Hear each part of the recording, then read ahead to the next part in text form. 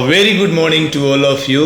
स्वागत है आप सभी का बीके सिंह इंग्लिश क्लासेस के आज के इस बेहद ही खूबसूरत से ट्यूटोरियल में।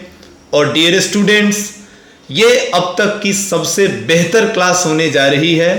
12th class English Bihar board की इस सीरीज में हम सभी हर एक चैप्टर का ऐसा अद्भुत एक्सप्लेनेशन करने वाले हैं जिनसे हमारे ऑब्जेक्टिव क्वेश्चंस, हमारी समरी और रेनबो में जितने भी चैप्टर दिए गए हैं उनके लाइन बाय लाइन एक्सप्लेनेशन का फल हमें मिलने वाला है। तो ये क्लास YouTube की मेरी अब तक की सबसे बेहतर क्लास होने वाली है और इस क्लास में हम सभी हर एक चैप्टर के एक एक पहलुओं को ध्यान से समझेंगे और साथ ही आज ही के क्लास में मैं आपको इसके ऑब्जेक्टिव क्वेश्चंस भी कराऊंगा, आपको इसका एक्सप्लेनेशन भी दूंगा, आपको ऑथर एनालिसिस भी कराऊंगा। यानी एक चैप्टर का कंप्लीट क्लास होगा आज का ये क्लास। तो चलिए हम इस क्लास की शुरुआत करते हैं। और डियर स्टूडेंट्स, आज की क्लास में हम सभी इंडिया थ्रू और ट्रैवलर्स आई, जो कि 12th क्लास इंग्लिश का चैप्टर नंबर 10 है, इस चैप्टर का डिटेल्ड एक्सप्लेनेशन करने वाले हैं। इस क्लास में हम सभी इंडिया थ्रू और ट्रैवलर्स आई के बेसिक कंसेप्ट्स को समझेंगे, पर्ल एस बक से जुड़ी तमाम जानकारियों के बारे में समझेंगे तथा इस चैप्टर की एनालिसिस करेंगे और हम इसके ऑब्जेक्टिव क्वेश्चंस भी करेंगे। यानी एक साथ इस चैप्टर को पूर्ण रूप से खत्म करेंगे आज हम। तो आइए बच्चों, अपनी सफलता की ओर कदम बढ़ाइए। बीके सर के साथ आज की इस क्लास को अद्भुत तरीके से पढ़िए। मैं दावा करता हूं कि आज के इस क्लास के बाद इंडिया थ्रू और ट्रैवलर आई से जुड़ा हर एक कंसेप्ट आपका क्लियर हो जाएगा और ऑब्जेक्टिव क्वेश्चंस तो इसी क्लास में याद हो जाएंगे आपसे। तो चलो स्टूडेंट्स बढ़ते हैं। डियर स्टूडेंट्स, इंडिया थ्रू और ट्रैवलर्स आई ये एक ट्रैवलोज है, एक यात्रा वृतांत है। आप जानते हैं कि जब कोई राइटर, जब कोई लेखक विजिट करने के लिए, यात्रा करने के लिए कहीं जाता है और यात्रा के दौरान क्या उसने महसूस किया, किससे वो मिला, क्या उसे फील हुआ, अगर वो इनके बारे में नोट करता है तो वो ट्रैवलेज होता है, वो यात्रा वृतांत होता है। इंडिया थ्रू और ट्रैवलर्स आई एक यात्रा वृतांत है। इससे भी ऑब्जेक्टिव क्वेश्चंस आते हैं, आपसे पूछे जाते हैं कि ये कौन सा प्रोज पीस है, तो आप उत्तर देना कि यह एक यात्रा वृतांत है, यह एक ट्रैवलोज है। और इसे लिखा है पर्ल एस बक ने। पर्ल एस बक जिनका जन्म 1892 में हुआ और इनकी मृत्यु 1973 में हुई। आइए और कुछ जानते हैं हम लेखक के बारे में, पर्ल एस बक के बारे में, जो कि ऑब्जेक्टिव क्वेश्चंस बनाते समय हमारे लिए बहुत काम आएंगे।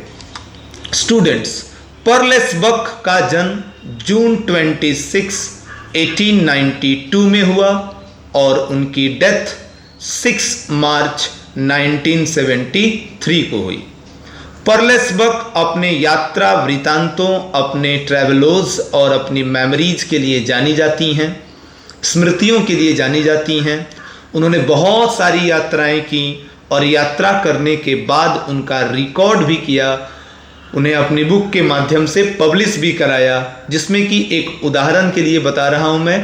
पर्ल एस बक की एक बुक है माई सेवरल वर्ल्ड्स, जिससे आपका ये चैप्टर लिया गया है। तो माई सेवरल वर्ल्ड्स में क्या है कि वो अलग अलग देशों में विजिट करने को गई और वहां उन्होंने जो महसूस किया उसे उन्होंने उस किताब में लिखा। तो पर्ल एस बक फेमस है अपने ट्रैवलोज के लिए, अपनी मेमोरीज के लिए। Pearl S Buck was American by birth, यानी जन्म से वो अमेरिकन थी, उनका जन्म अमेरिका में हुआ था। वॉज रियर्ड इन चाइना, लेकिन उनका पालन पोषण चीन में हुआ। यानी अमेरिका में उनका जन्म हुआ था लेकिन उनका पालन पोषण चीन में हुआ, मिशनरी पेरेंट्स के द्वारा। यानी अपने माँ बाप ने नहीं पाला इन्हें, मिशन में पली बढ़ी, ये चर्च के जो मिशन होते हैं वहाँ इनका पालन पोषण हुआ। तो एक कॉन्सेप्ट याद रखना है हमें कि Pearl S Buck was American by birth but reared in China. China में पली बढ़ी थी वो। ये कंसेप्ट ऑब्जेक्टिव के समय आपके काम आएंगे। तो एक एक पहलुओं को ध्यान से समझो। जितनी स्लाइड आपके स्क्रीन पे आपको आएगी आज, वो सब आपके एग्जाम के पॉइंट ऑफ व्यू से बहुत शानदार होगी। She taught in a Chinese university. Chinese university में उन्होंने पढ़ाया भी। और she won the Nobel prize for literature in 1938। 1938 में पर्ल एस बक को नोबेल प्राइज देकर सम्मानित भी किया गया। यह किसी राइटर के लिए बहुत बड़ा अचीवमेंट होता है कि उसे नोबेल प्राइज दिया जाए। बहुत बड़ी उपलब्धि होती है किसी लेखक के लिए नोबेल प्राइज का मिलना। हर चीफ वर्क्स, उन्होंने कुछ किताबें लिखी जो बड़ी इंपॉर्टेंट हैं, जैसे कि द गॉड्स अर्थ लिखा उन्होंने, कम माई बिलॉव्ड लिखा उन्होंने, माई सेवरल वर्ल्ड्स लिखा उन्होंने। ये जो कम माई बिलॉव्ड उनकी बुक है स्टूडेंट, ये जब वो इंडिया आई थी विजिट करने के लिए तो इंडियन बैकग्राउंड पर उन्होंने ये किताब लिखा, कम माई बिलॉव्ड। बहुत अंदर से एकदम उन्होंने प्रसन्नता महसूस किया जब वो भारत आई थी। तो उन्होंने कहा भी कि भारत सदैव से मेरे जीवन का एक हिस्सा रहा है, क्योंकि इनके जो फैमिली डॉक्टर्स थे वो इंडियन थे। और चाइना में आप जानते हैं कि बुद्धिज्म बहुत ज़्यादा है, गौतम बुद्ध का प्रचार प्रसार बहुत ज़्यादा है, बुद्धिस्ट कॉलोनी है वो। तो गौतम बुद्ध के बारे में भी उन्होंने जब पढ़ा तो उसमें भारत की चर्चा उन्होंने पढ़ी और भारत को देखने का मन उनका बहुत पहले से हो रहा था और उसको उन्होंने साकार भी किया। आइए हम अब चैप्टर की एनालिसिस करते हैं। राइटर के बारे में तो हो गया। आइए, तो present piece India through a traveller's eye is an extract from my several worlds which is a personal record of Pearl S Buck's life. तो ये जो पीस हम पढ़ने वाले हैं, जो गद्य खंड हम करने वाले हैं आज, इंडिया थ्रू अ ट्रेवलर्स आई, एक यात्री के नजर से भारत, यह दरअसल एक एक्सट्रैक्ट है जिसे माई सेवरल वर्ल्ड से लिया गया है। और माई सेवरल वर्ल्ड जो कि एक पर्सनल रिकॉर्ड है पर्ल एस बक के जीवन का, वहीं से एक छोटा सा हिस्सा है, ये उद्धरण है। India through a traveller's I, it shows her love for the poorest people living in Indian villages. यानी ये दिखाता है चैप्टर पर्ल एस बक का प्यार क्या था, जो सबसे गरीब लोग थे भारत के गांव में, उन पुअर फार्मर के प्रति पर्ल एस बक के प्रेम को दिखाता है ये chapter. She mentions in her book, उन्होंने अपनी किताब में जिक्र किया है कि India had always been part of the background my life, कि भारत सदैव से मेरे जीवन की पृष्ठभूमि का हिस्सा रहा है। But I had never seen, पर मैंने कभी देखा नहीं था, इट होल, इसे पूरी तरह से, and for my self until now, मैंने खुद भारत को अब तक पूरी तरीके से देखा नहीं था, लेकिन भारत शुरू से मेरे जीवन की पृष्ठभूमि का हिस्सा रहा है, ऐसा पर्ल एस बक जिक्र करती हैं अपनी इस किताब में। Yet the stories that our Indian family doctor and his wife told me when I was child had woven themselves into my growing dreams, and I had long read everything that I could find about that country from my father. I had learned of it through Buddhism and the life history of Lord Buddha. मतलब कि मैंने जो कुछ भी सुना, जो कहानियां मैंने सुनी अपने इंडियन फैमिली डॉक्टर से और उनकी पत्नी से, या जो कुछ भी मैंने सीखा अपने पिता से, गौतम बुद्ध के जीवन से, बुद्धिज्म से, ये सब मेरे अंदर एक सपने को बुनते चले गए कि मुझे भारत का दर्शन करना है, मुझे भारत देखना है।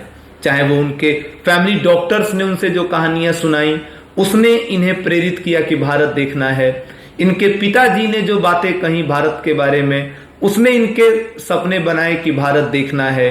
गौतम बुद्ध के बारे में जो कुछ भी इन्होंने पढ़ा उसने भी इन्हें प्रेरित किया कि इन्हें भारत देखना है।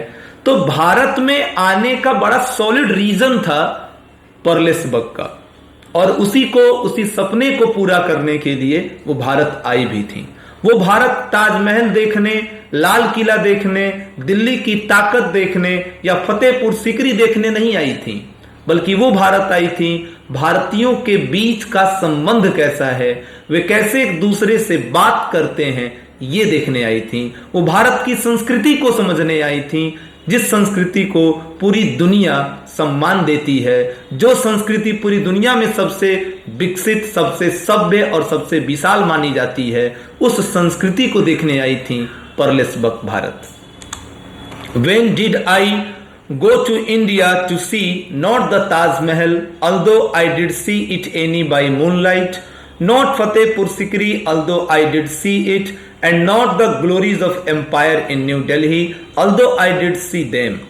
मतलब वो कह रही है कि मैं भारत आई थी ताजमहल देखने नहीं, फतेहपुर सीकरी देखने नहीं, या फिर दिल्ली सल्तनत की जो ताकत है जो 26 जनवरी पर परेड में दिखाई जाती है, वो भी देखने में नहीं आई थी। I want to see India, मैं भारत को देखने आई थी, और भारत की आत्मा गांव में निवास करती है। भारत माता ग्राम वासिनी, आपने पढ़ा भी है कि भारत की आत्मा गांव में निवास करती है। वो भारत को देखने आई थी। To see and listen to groups of people, the young intellectuals in the cities and the peasants in the village. यानी वो भारत आई थी देखने के लिए, सुनने के लिए दो समूहों के लोगों की बातचीत। जो यंग बुद्धिजीवी लोग थे, युवा बुद्धिजीवी लोग थे शहरों में, उनकी बातें, और गांव के जो खेतीहर थे उनकी बातें सुनने के लिए वो भारत आई थी। There I met in little room in the city, in little houses in the village, and I heard their plan for freedom. वहां उन्होंने देखा छोटे छोटे शहर, छोटे छोटे घर शहरों में, गांवों में, और भारतीयों का क्या प्लान था देश को आजाद कराने के लिए अंग्रेजों से, वो भी उन्होंने सुना। क्योंकि जब वो भारत आई थी तो लगभग द्वितीय विश्व युद्ध होने ही वाला था, उस समय वो भारत आई थी, और प्रथम विश्व युद्ध में अंग्रेजों ने जो हमसे वादा किया था हमें आजाद करने का, वो उस वादे को पूरा नहीं कर सके। उसका जो क्रोध था भारतीयों में, वो भी उन्होंने देखा। Already the intellectuals believed that another world war inevitable. They had been bitterly disappointed after the First World War by what they felt were the broken promises of England. England ने जो अपना वादा पूरा नहीं किया था प्रथम विश्व युद्ध के दौरान, उन्होंने कहा था भारतीयों से कि प्रथम विश्व युद्ध में आप हमारी मदद कीजिए, और अगर हम युद्ध जीत गए तो इंडिया को रिस्टोर कर देंगे, भारत को आजाद कर देंगे। लेकिन उन्होंने ऐसा नहीं किया। तो इससे जो शहरी बुद्धिजीवी लोग थे भारत के, वो बहुत क्रुद्ध थे, वो बहुत निराश थे, और उनका गुस्सा था अंग्रेजों के प्रति। ये कुछ भी उन्होंने देखा और महसूस किया। The English they declared had no real purpose to restore India to the people। यानी उन्होंने डिक्लेयर कर दिया था अंग्रेजों ने कि उनका कोई उद्देश्य नहीं है भारत को आजाद करने का।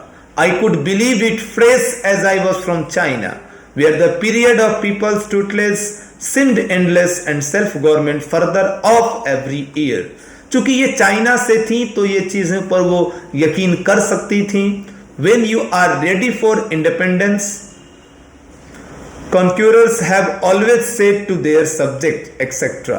But who is to decide when that moment comes, and how can people learn to govern themselves except by doing it? कौन डिसीजन लेता, कौन निर्णय करता कि वो समय कब आएगा जब देश आजाद होगा और लोग शासन करेंगे? अपने देश के लोग अपना नियम कानून बनाएंगे, इसका डिसीजन कौन करता? So the intellectuals in India were restless and embittered, and I sat the hours watching their flashing dark eyes। कह रही हैं कि तब जो इंटेलेक्चुअल्स लोग थे वो बड़े बेचैन थे उस समय के लिए कि वो समय जल्द से जल्द आए जब भारत आज़ाद हो जाए और हम अपने देश में एक आज़ाद नागरिक की तरह इस देश के विकास के लिए, इसकी पुरानी संस्कृति की सेवा के लिए जुट सकें। मैंने उनके आंखों के नीचे फैले कालेपन को देखा कि कहती हैं पर्ल एस बक। तो ये था इस चैप्टर का एनालिसिस। और अब हाइलाइट्स देखते हैं। स्टूडेंट्स, ये चैप्टर मैंने बड़ी मेहनत से तैयार किया आपके लिए, और आप इसको अगर अच्छे से देख रहे हैं तो यकीनन इसका फायदा आपको होगा। हाइलाइट्स में जो हम देखेंगे वो पूरा का पूरा सपोर्ट करेगा हमें ऑब्जेक्टिव क्वेश्चंस के लिए। ऐसे ही हर एक चैप्टर का मैं आपको एक्सप्लेनेशन सीरीज दूंगा, जिसका मुख्य उद्देश्य है चैप्टर को समझना और इसके सारे ऑब्जेक्टिव क्वेश्चंस को याद कर लेना इस वीडियो को देखकर ही। तो आइए हाइलाइट्स देखते हैं, ध्यान से देखेंगे और इसके बाद ऑब्जेक्टिव क्वेश्चंस करेंगे, और ये हाइलाइट्स ही मदद करेंगे आपको ऑब्जेक्टिव क्वेश्चंस करने के लिए। तो ध्यान से देखते हैं। पहला, India through a traveller's eye is an extract taken from my several worlds. India through a traveller's eye को माई सेवरल वर्ल्ड से लिया गया है। Pearl S Buck was American by birth. Pearl S Buck जन्म से अमेरिकी थी। Pearl S Buck was reared in China by missionary parents. Pearl S Buck का पालन पोषण चाइना में हुआ मिशनरी पेरेंट्स के द्वारा। Pearl S Buck's family doctor was Indian, और पर्ल एस बक के जो फैमिली डॉक्टर थे वो इंडियंस थे, जिससे उन्होंने इंडिया के बारे में बहुत कुछ सुना था। Pearl S Buck taught in Chinese university. Pearl S Buck ने चाइनीज यूनिवर्सिटी में पढ़ाया भी। Pearl S Buck wrote a book come my beloved on Indian background. Pearl S Buck ने इंडियन बैकग्राउंड पर एक बुक लिखी जिसका नाम था come my beloved. Pearl S Buck has praised India and its people. Pearl S Buck ने भारतीय और भारत की काफी प्रशंसा की है। Pearl S Buck came India during second world war, और सेकेंड वर्ल्ड वार के आसपास, द्वितीय विश्व युद्ध के आसपास वो भारत आई थी। According to chapter, the Mongolian from Europe had invaded Kashmir. इस चैप्टर को जब आप पढ़ेंगे तो इसमें चर्चा की गई है कि यूरोपियंस ने, मंगोलियंस ने कश्मीर पर हमला किया था। The first woman to be the president of General Assembly of the United Nations, a woman of India। पहली औरत जिसे अमेरिका की जनरल असेंबली का प्रेसिडेंट चुना गया वो भारतीय थी, जिसका नाम था विजय लक्ष्मी पंडित, जो कि पंडित जवाहरलाल नेहरू की बहन थी। तो भारत के लिए बड़े गर्व की बात थी कि general assembly of united nation की फर्स्ट वुमन प्रेसिडेंट भारतीय थी। It was Gandhi ji's strength that made him know very early that both peasants and intellectuals must be owned to work together for their country. His hold was equally strong upon both. Gandhi ji की ताकत का अंदाजा आप इस बात से लगा सकते हैं कि गांधी जी की पकड़ गांव के खेतीहरों पर भी थी और शहरों के बुद्धिजीवियों पर भी थी, और इस बात को समझ चुके थे कि दोनों का साथ जरूरी है भारतीय स्वतंत्रता संग्राम में। Pearl S Buck came to India to listen to groups of people. वो भारत आई थी लोगों के समूहों की बातों को सुनने के लिए। She said that religion is ever present in India. Pearl S Buck कहती हैं कि धर्म आज भी भारत में विद्यमान है, अपने बुरे से बुरे रूप में भी और अपने अच्छे से अच्छे रूप में भी। भारतीय धर्म कहीं पर तो इंसानियत की मिसाल पैदा करते हैं, पर इसी धर्म से जुड़े कुछ अंधविश्वास इसके लिए हानिकारक हैं। She said that farmers of India are very poor. वो कहती हैं कि भारत के जो किसान हैं वो चीन के किसानों की अपेक्षा बहुत गरीब हैं। For all the ills of India the writer blames the British. और जो भी कमियां हैं भारत में, जो भी हालात बिगड़े हुए हैं भारत की, उसके लिए पर्ल एस बक अंग्रेजों को दोषी मानती हैं। Pearl S Buck advise Indian not to blame the British for everything. और साथ ही साथ वो भारतीय लोगों को चेतावनी भी देती हैं सलाह भी देती हैं कि हर कमी के लिए अंग्रेजों पर ब्लेम करना बंद करें और खुद संघर्ष करें इसकी आज़ादी, इसकी अखंडता, इसकी सहिष्णुता को बचाने के लिए। Pearl S Buck says that she heard the Indian plan for freedom. वो कहती हैं कि भारतीयों ने जो प्लान बनाया आज़ादी का उसे उन्होंने सुना। They had bitterly disappointed after the First World War by what they felt were the broken promises of England. The English, they declared, had no real purpose to restore India to the people. मैंने पहले भी बताया था आपको कि अंग्रेजों ने वादा किया था कि प्रथम विश्व युद्ध में भारतीय लोग सैनिक बनकर हमारी सहायता करें और अगर हम जीत जाते हैं तो देश को, इसके लोगों को सौंप देंगे। लेकिन उन्होंने ऐसा नहीं किया और उन्होंने जब ऐसा नहीं किया तो भारतीय लोग बहुत ही निराश हो गए और स्वतंत्रता का जो संग्राम था वो और तीव्र हो गया। In a Indian family she ate on fresh banana leaf, यहाँ पे एन होना चाहिए।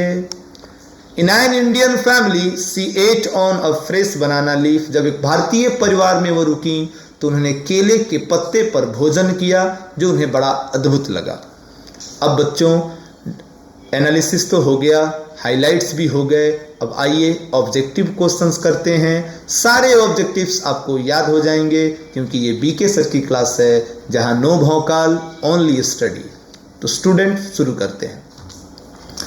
India through a traveller's eye has been written by. India through a traveller's eye को किसने लिखा है? आप जानते हैं इसे पर्ल एस बक ने लिखा है। हमारा आंसर होगा परलेस बक। सेकेंड क्वेश्चन है स्टूडेंट कि Pearl S Buck was born in. Pearl S Buck का जन्म कब हुआ था?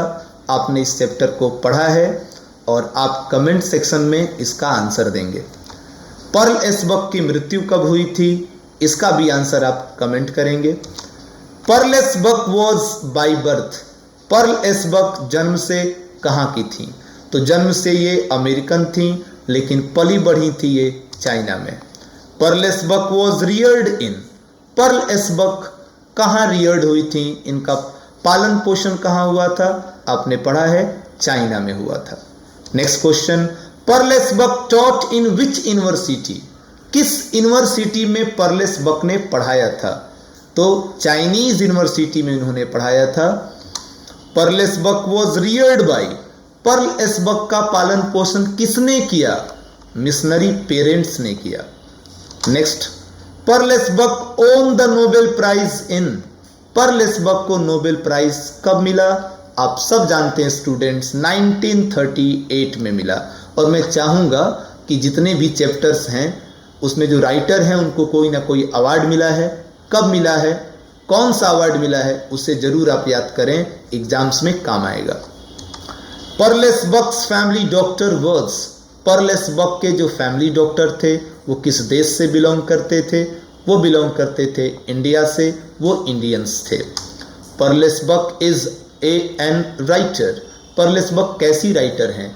अमेरिकन राइटर हैं स्टूडेंट्स, याद रखिएगा। पर्ल एस बक एक अमेरिकन राइटर हैं। The Mongolian from Europe invaded.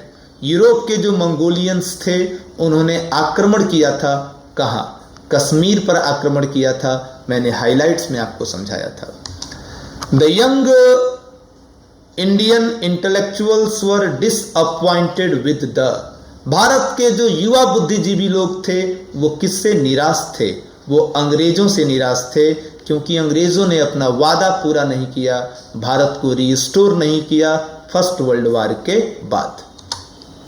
The writer visiting N Indian family felt. जो राइटर थी वो एक भारतीय परिवार में जाती हैं जहां वो कैसा महसूस करती हैं? खुशी महसूस करती हैं। The book come my beloved has been written on Indian background. बताया था मैंने कि भारतीय बैकग्राउंड पर एक बुक लिखी थी उन्होंने, कम माई बिलोव्ड। नेक्स्ट है Gandhi ji's hold as upon. Gandhi ji की पकड़ किस पर थी?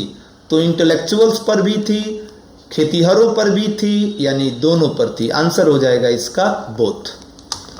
Indian through a traveller's eye is. India through a traveller's eye क्या है? तो स्टूडेंट्स ये ट्रेवलर्स है। अगर ट्रेवलर्स का ऑप्शन नहीं होता है तो ये एक ऐसे भी हो सकता है। In Indian peasants are poorer than their Chinese counterparts, यानी अगर चीन के किसानों की तुलना भारत के किसानों से करें तो भारतीय किसान बहुत गरीब हैं। इसकी चर्चा की है पर्ल एस बक ने। किसने एडवाइज किया इंडियंस को कि वो ब्लेम ना करें ब्रिटिशर्स को हर चीज के लिए? पर्ल एस बक ने कहा कि हर गलती के लिए अंग्रेजों को दोषी ठहराना उचित नहीं है।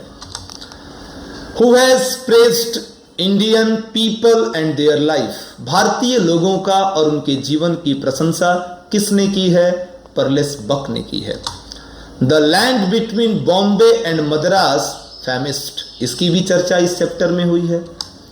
The people of India reckoned as belonging to the Caucasian race, मनुष्यों को जो इस देश पूरे वर्ल्ड में पाए जाते हैं उनके स्किन के आधार पे कुछ रेसेस में बांटा गया है। वो इस चैप्टर में चर्चित भी है। जिन्होंने बायोलॉजी लिया होगा उन्होंने इसके बारे में पढ़ा भी होगा। इंडियंस आते हैं कॉसियंस रेस में, मैं इसकी चर्चा भी करूंगा आपसे नेक्स्ट वीडियो में।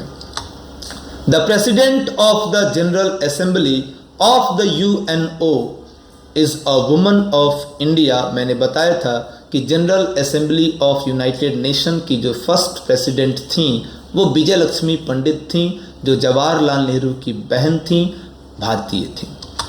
The life span in India was only, इस चैप्टर के अनुसार जो लाइफ स्पैन बचा हुआ है भारत का वो केवल 27 सालों का बचा हुआ है। आप इस बुक को जब पढ़ेंगे तो आपको उसमें ये मिलेगा। फिलहाल यह आंसर 27 होगा। From babyhood the Indian children are taught that the right is for clean services, भारतीय बच्चों को बचपन से सिखाया जाता है क्लीनिंग्स के बारे में। Our food was served on fresh green banana leaves instead plates, भारतीय परिवार में जब वो गईं तो भोजन परोसे गए प्लेट की जगह केले के पत्ते पर। ये साउथ का परिवार हो सकता है, दक्षिण भारत के संस्कृति में आज भी वहां के लोग केले के पत्तों पर भोजन करते हैं।